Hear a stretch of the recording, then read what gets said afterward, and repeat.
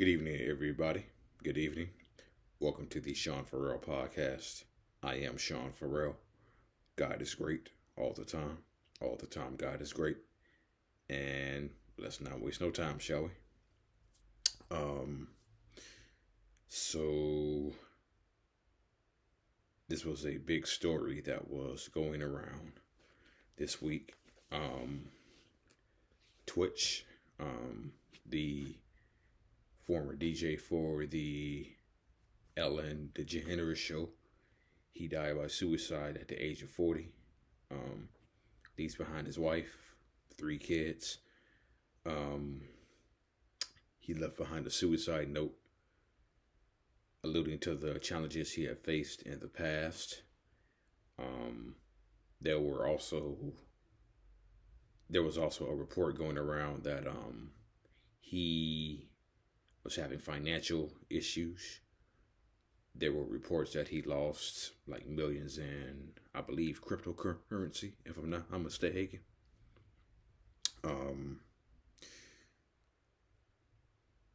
There was a video that I saw the day before he ended his life. He was actually dancing, having fun, and his wife playfully came in and pushed him out of the way. His grandfather shared his final text. I love you, Dad. That's the final text he sent to his grandfather. As I mentioned, he was DJ on the Ellen DeGeneres show. He also appeared in films like Magic Mike XXL and Step Up 3D. He was an inspiration to many people. He lit up the room, as everybody would say. He met his wife through SYTYCD, which is a show I don't watch. Okay. So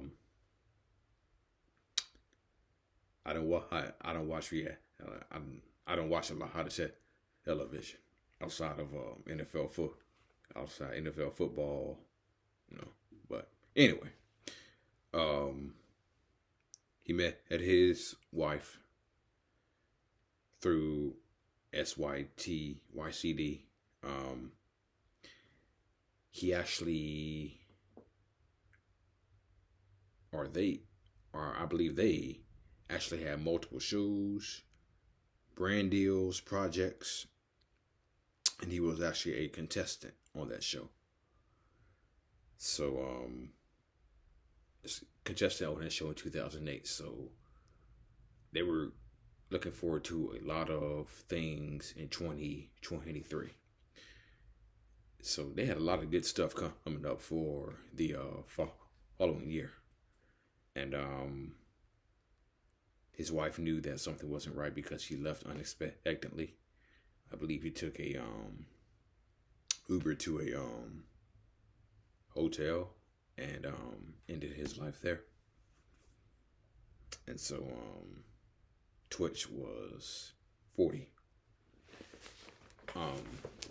Ended his life by suicide, which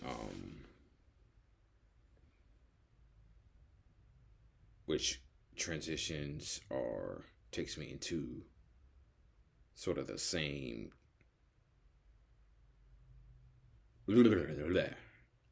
which is a good transition into what I'm about to say next. That's a blooper. And yes, y'all caught it on camera.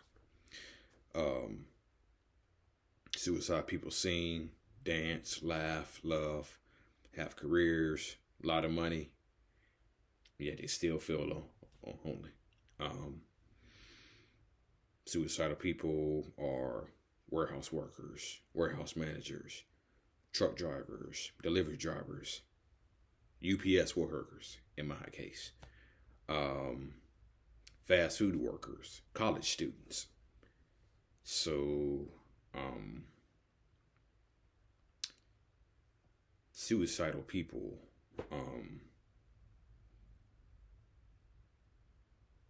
you know, the stigma is just so real. The stigma is just so real out there. And so and I know I saw a lot of people after Twitch's death. They were posting how we need to check on our friends, how we need to check on the strong ones, how we need to, you know, how we just need to check in on one another. You know, you never know what somebody is going through. And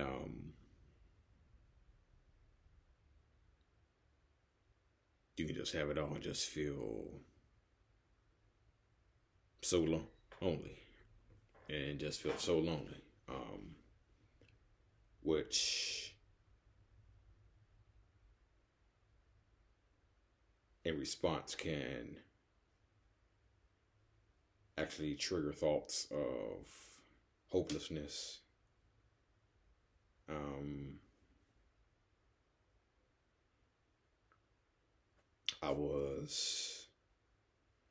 I've been very open about the fact that I have been very, very suicidal. Very, very suicidal. As someone who attempted suicide multiple times. Yes, multiple old times. Yes, I have. As someone who has self-harmed before.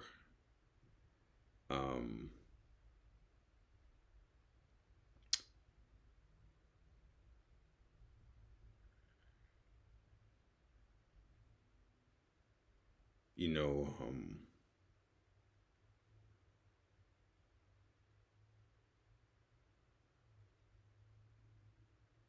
I went through a bit of a situation a few months ago. Went through a situation a few months ago. And I wasn't going to talk about it. No, I wasn't going to talk about it. I was originally going to keep it to myself. But after reading what Twitch, reading some of the reports that he had did, what he was going through, silently going through. This needs to be said. Back in late August through the end of October. Late August through the end of October. Okay.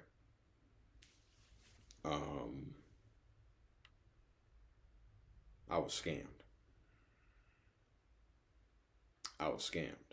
And I was scammed out of thousands of dollars.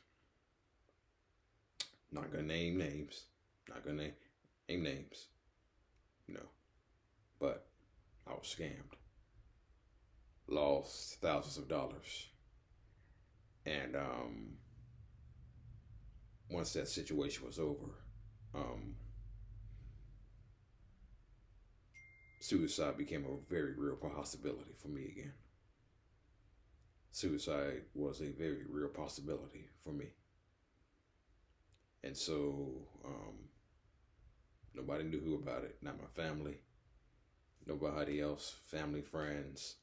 Nobody else knew who about that. Knew about this situation. And so,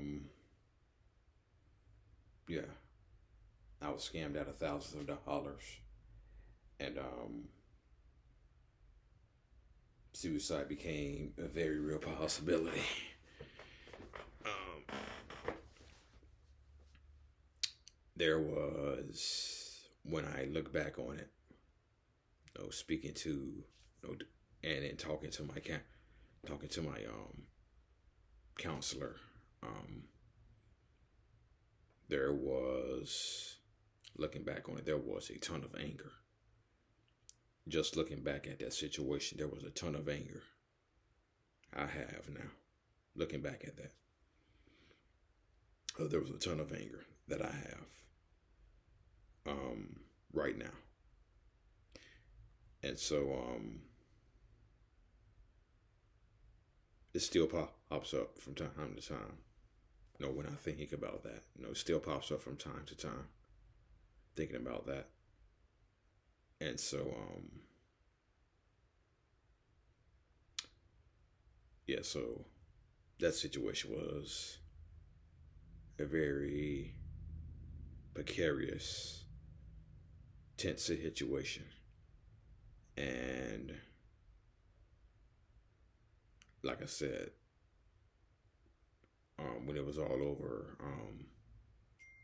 suicide was on my mind again. Suicide was on my mind again. And so,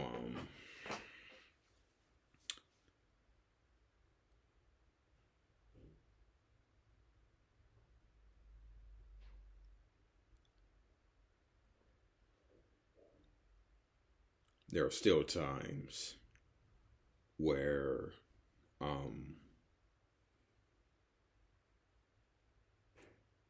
again, I just feel like a miserable, fucked up failure.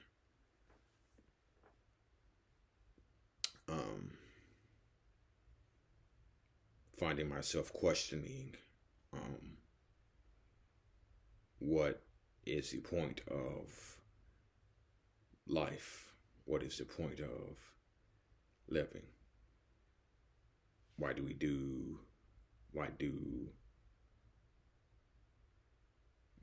do anything? Why do I,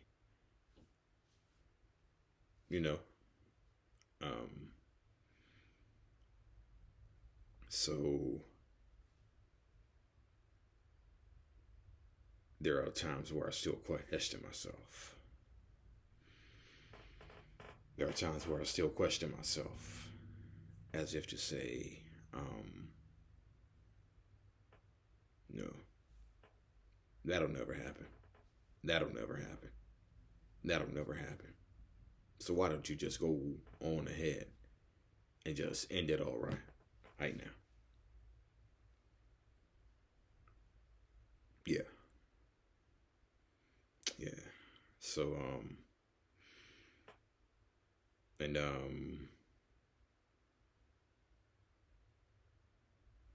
so yeah.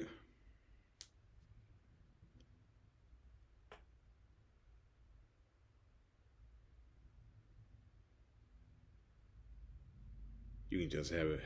You can just have it all, and you know, just be on, just be on, just be on empty the entire time, because you're trying to fight off these thoughts.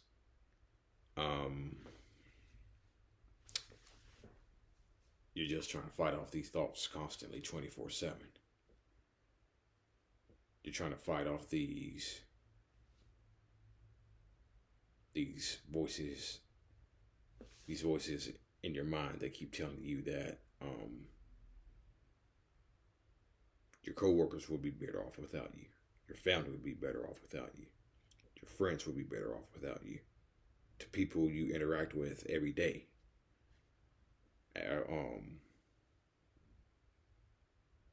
will be better off without you. No, the person that you spoke to randomly would be better off. It would be better off without you. And so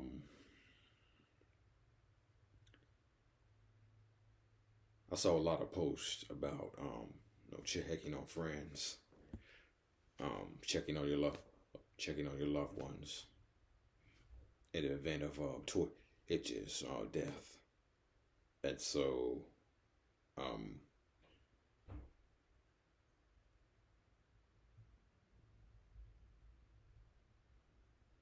and let's not just check in on the strong ones, our strong ones, our strong friends, our strong family members. Let's have a conversation. Just not check on, just not check on family, friends. Let's have a conversation about it. And oh, I just lost my train of thought. I forgot what I was going to say now. Yeah, okay. It just came back. Just came back. Yeah. So I saw a saying that said, when somebody asks me, I'm okay, I want that person to look me in the eyes and say, no, you're not. No, you're not. I believe I told you all about this, but a few weeks ago, about a month ago, I was on my second job. I was at my second job, and I was at one of my stops. And while I was at that stop, I was at the stop, and this lady was about to sign the paperwork. And she picked up on my very, very miserable mood. I was in a miserable mood the whole time. I had been in a miserable mood that whole day. Okay. It was on a Friday, ironically. I remember that. It was on a Friday. Anyway, I was in a miserable mood the whole day. And nobody else noticed it. Nobody else noticed it. By the way, one of my stops, that stop was at Rhodes College. I was cleaning out some stuff for Rhodes College. Nobody else at Rhodes College picked up on my miserable mood, but as I got towards the end of that stop, this one lady did. I wasn't hiding my miserable mood. I wasn't hiding my miserable mood. Well, maybe they did. Well, maybe other people did notice. They probably just didn't say nothing, but she actually said something. So I walk into her office to clear some things out. And I give her the paperwork to sign. She's like,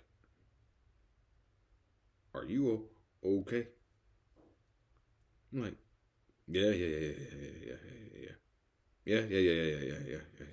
I'm fine. Cleared out the stuff. She signed the paperwork. She asked me once again. She asked me once again, "Are you okay? Are you sure you're okay? You look upset." So I'm like, oh boy. Someone finally knew.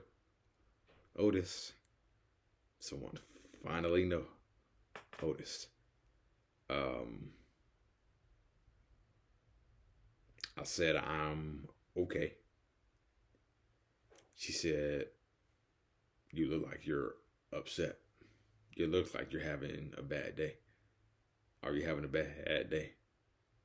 I just said yes. That's the reason why. I think she probably knew that it wasn't that deep down inside it was something more.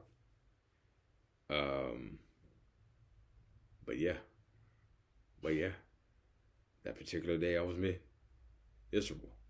That particular day, I had thoughts of ending my life on my mind. She picked up on it and she asked me about it. So so yeah. So yeah. Um,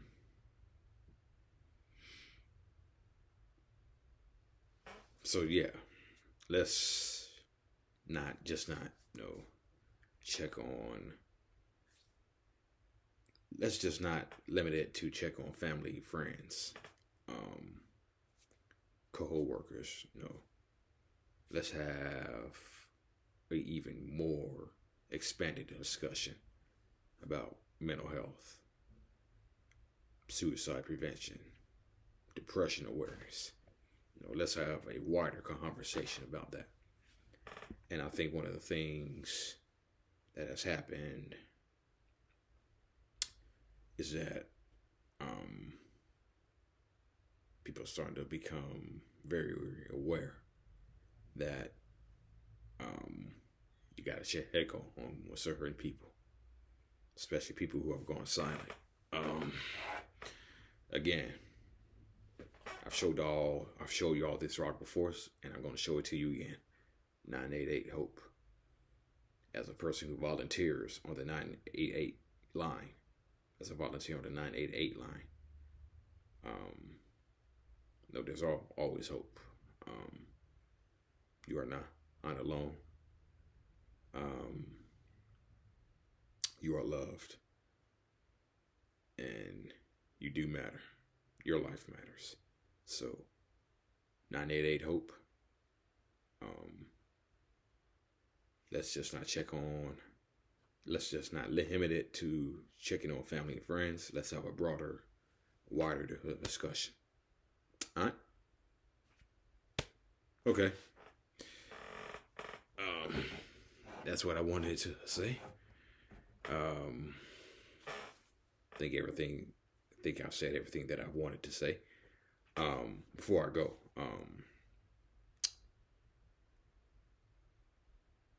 if y'all saw my last video, I explained why I did not bring you a video last week. Work has just been so incredibly exhausting and busy. So, I can't remember when I slept that well in a while last night. I can't remember when I slept that well because I was just freakishly exhausted. So, can't remember when I slept that well. I'm still tired, still a little bit tired, but I'm feeling a lot more rested today. Probably gonna go to bed soon, get even some more rest. All right, I said everything. Hope everybody has a wonderful, restful, tranquil weekend. Remember, let's have a expanded discussion. Okay?